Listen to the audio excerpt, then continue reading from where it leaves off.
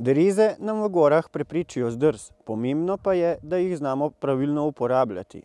Derize ločimo glede na namen uporabe, namestitev in material, iz katerega so narejene. Najpogosteje se uporabljajo polavtomatske in avtomatske derize. Njihov način pritrjevanja na čevelj je lažji in hitrejši kot pri derizah na paščke, ker potrebujemo malo več veščin, da jih pravilno namestimo.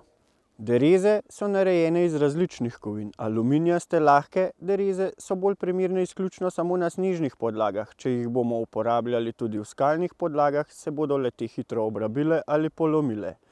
Priporočljivo je uporabljati tudi nastavke, ki preprečujejo nabiranje snega, tako imenovanih cokel. Kadar na čevlje pritrdimo derize, vedno na roke sodijo rokavice, v roke cepin ter na glavo čelada. Palice pa pritrdimo na nahrbtnik. Pri primeru zdrsa se bomo s pomočjo cepina lahko zaustavili, kar pa se s palicami ne bi.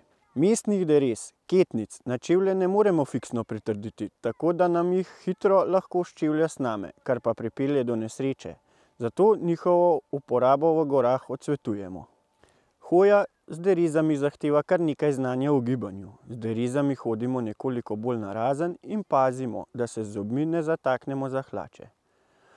Potrebno znanje o gibanju dobite pri planinskih in alpinističnih šolah.